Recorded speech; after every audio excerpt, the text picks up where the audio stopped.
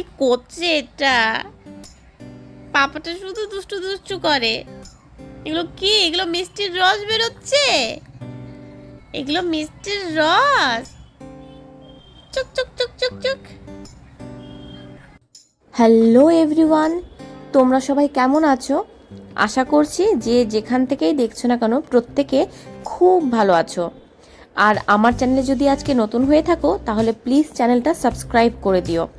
আর যারা অলরেডি আমার channel subscribe করে দিয়েছো তাদেরকে আমার অসংখ্য অসংখ্য ধন্যবাদ।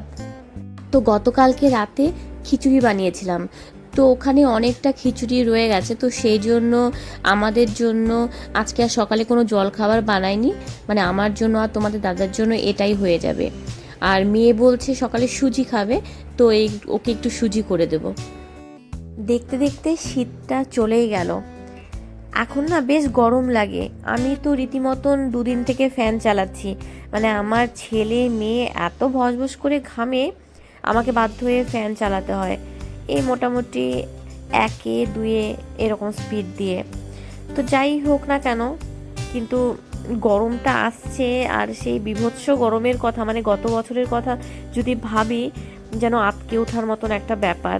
শীতটা যাই হোক যেমন তেমন করেই হোক, মানে যত ঠান্ডাই হোক, সে সোয়েটার চাপিয়ে কম্বল চাপিয়ে যাই হোক ভাবে থেকে যাওয়া যায়, কিন্তু গরমকালটা তো সত্যি খুব খুশি, কষ্টকর। খুব খুশি, খুব খুশি।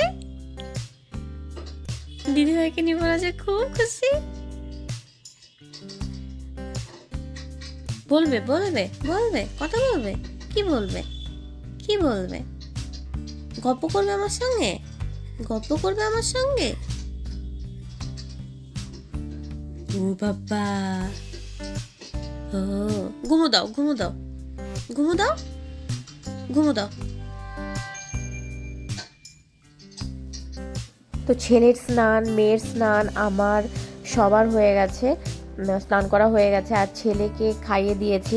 ওকে স্নান করার পর একটু ভালো করে খাইয়ে দিলে অনেকটা টানা ঘুমায়।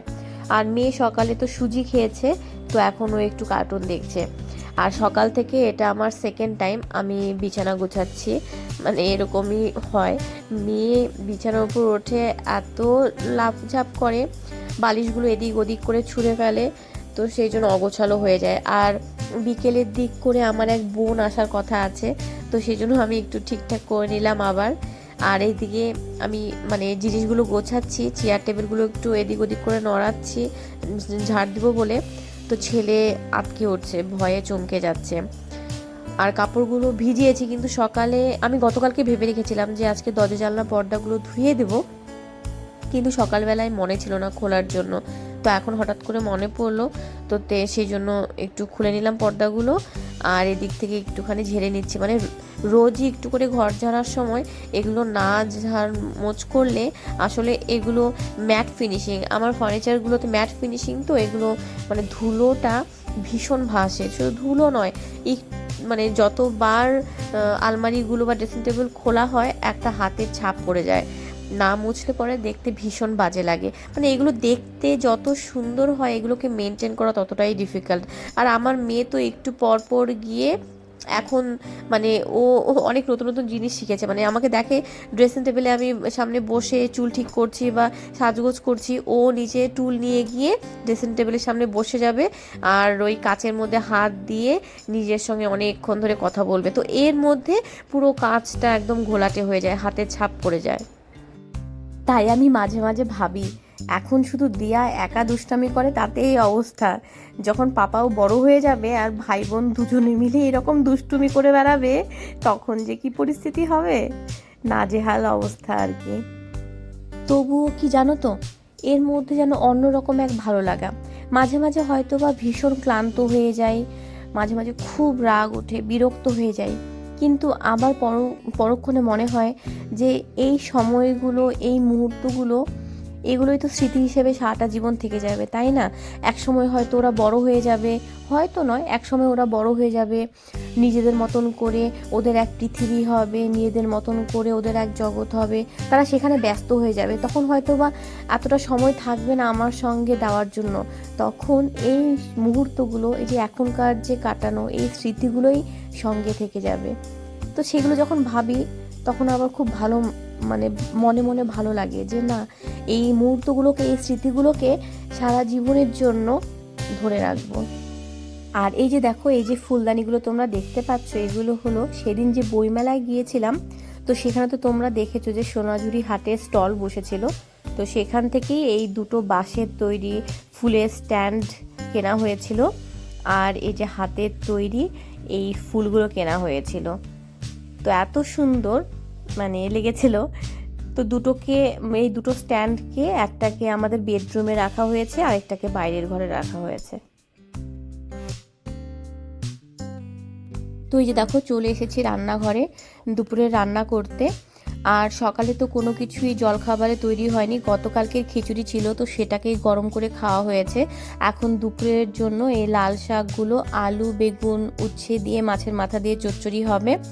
আর কুচো চিংড়ি ফ্রিজের আগেই ছিল, তো সেটা দিয়ে মূলো চচ্চড়ি হচ্ছে। তোমাদের দাদা মূলো দিয়ে, চিংড়ি মাছ দিয়ে এরকম মাখা মাখা মতন খেতে খুব পছন্দ করে। আর বড় মাছ, মানে রুই মাছ আছে, তো রুই মাছের ঝাল হবে। আর এই শাকগুলো দেখো, এই শাকগুলো মানে বাছতে এত সময় লাগে সে আর বলার মতো নয়। ধুলো কাদা থাকে, তারপর পাতার মধ্যে অনেক সময় পোকা থাকে, তো সেই জন্য আমি বেশ দেখে দেখে একটা একটা করে পাতা বাছি। এই যে দেখো, দুপুরে রান্না হয়ে গেছে আর আমি খেতে বসে গেছি। তোমাদের দাদা টিফিন সময়ে এসে খেয়ে চলে গেছে। আর এই যে আমি এখানে খেয়ে, মানে খেতে খেতে ছেলেকে বারবার দেখছিলাম। আসলে ও জেগে আছে, ওকে এমনি বিছানায় শুয়ে রেখেছি। আর এখন ও তো 3 মাসের হয়েছে, আস্তে আস্তে ও মুখ চিনতে শিখে গেছে, তো ওর সঙ্গে এখন কথা বলতে হয়। ওকে একা রেখে দিলে ও কান্নাকাটি শুরু করে দেয়। তো এই দেখো, তোমাদেরকে যে বলেছিলাম একটা বোনের আসার কথা পাপাকে দেখতে, তো সেই বোন চলে এসেছে। তো অনেক দিন পরে আমাদের দেখা হলো, বেশ খুব সুন্দর কাটলো বিকেলটা। সে তার মেয়েকে নিয়ে এসেছিল, তার মেয়ে আমার মেয়ের থেকে বড়, কিন্তু তবুও আমরা ফোনে সবসময় কথা বলি, একজন আরেকজনের খোঁজ খবর নিই, কিন্তু সামনাসামনি দেখা হয়নি। আজ প্রায় 7-8 বছর পরে সামনাসামনি কথা হচ্ছে, তো সেটার এক্সাইটমেন্টটাই একটা আলাদা। মানে ফোনে যতই কথা হোক না কেন, সামনাসামনি বসে গল্প করার ফিলিংসটাই আলাদা। পুরনো অনেক কিছু মনে পড়ছিল, অনেক কিছু নিয়ে আমাদের গল্প হচ্ছিল। দুজনের বাড়ি যেহেতু একই জায়গায়, আরও গল্পটা বেশি জমে গেছিলো। তো তারপরে গল্প করা মানে একটু খাওয়া দাওয়া, মানে খাওয়া দাওয়া ছাড়া গল্প যোগ বেশ জমে না, তো সেই জন্য সেটার একটু অ্যারেঞ্জমেন্ট হয়েছিল। চাউমিন আনানো হয়েছিল বাইরে থেকে। তো সব কিছু মিলিয়ে খুব সুন্দর একটা মুহূর্ত কেটেছে। আর তারপর এখন প্রায় 6:30-7টার মতন বাজে, ওরা একটু আগে জাস্ট বেরিয়ে গেল। তোমাকে ঘুম শেষ হয় না? তোমার ঘুম শেষ হয় না? আর কত ঘুমাবে? আর কত ঘুমাবে?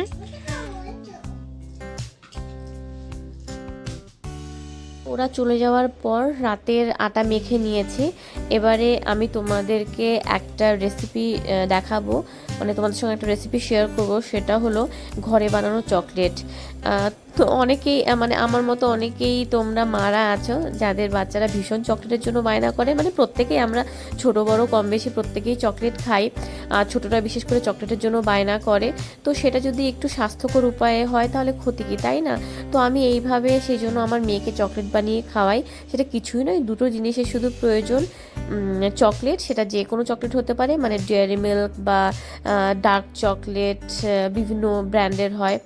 আর বাদাম, ঘরে আমার কাছে এই বাদামটা অ্যাভেলেবেল ছিল, মানে নর্মাল যেটা বাদাম হয় সেটা অ্যাভেলেবেল ছিল। আর 20 টাকা দামের একটা ডেয়ারি মিল্ক ছিল, আমি তো সেটা দিয়ে বানিয়ে তোমাদেরকে দেখাচ্ছি। তো প্রথমে গরম জলের মধ্যে একটা পাত্র বসিয়ে তার মধ্যে চকলেটটা দিয়ে আমি গলিয়ে নিয়েছি। ওতে বাদামগুলোকে হালকা করে একটু ভেঙে দিয়ে দিয়েছি, মানে মিক্সড করেছি। মিক্সড করে আমার কাছে এই বরফ বানানোর ট্রেটা ছিল, চকলেট বানানোর সেই মোলটা নেই। আমি ভাবছি অর্ডার করব। আমি এতেই বানাই, এতে সুন্দরভাবে হয়ে যায় চকলেট, যদিও বা দেখতে খুব একটা সুন্দর হয় না, কিন্তু খাওয়ার জন্য ঠিক আছে, খেতে টেস্টের কোনো চেঞ্জ হয় না এতে। তো সেটাকে বানিয়ে 1-2 ঘন্টার জন্য, মানে 1 থেকে 2 ঘন্টার জন্য ফ্রিজে রেখে দিলে হয়। তো আমি 3 ঘন্টা ফ্রিজে রেখেছিলাম। তো তারপর 3 ঘন্টা পরে যে রুটি বানিয়ে এসে যে বের করলাম, দেখো ভালোই শক্ত হয়ে গেছে। আর এটা খেতেও খুব ভালো লাগে। তো এই যে আমার মেয়ে বিকেলে তো ঘুমায়নি, ওরা এসেছিলো বলে সারাটা বিকেল দুষ্টুমি করেছে। তো এবারে সন্ধ্যার সময় ঘুমিয়ে পড়েছিল, আমি তুলে ওকে রুটি খাইয়ে দিয়ে তারপরে এই যে চকলেটটা ওকে দিচ্ছি। আর ওকে জিজ্ঞেস করছিলাম, বাবা বলো তো কেমন হয়েছে? এই যে ও আঙুল দিয়ে দেখাচ্ছে, ইয়ামি হয়েছে বলে, ইয়ামি। তো যাই হোক, ভিডিওটা অনেকটা বড় হয়ে গেল। আশা করছি তোমাদের খুব ভালো লেগেছে, তোমরা এনজয় করেছো। তো ভিডিওটা এখানে আমি শেষ করছি।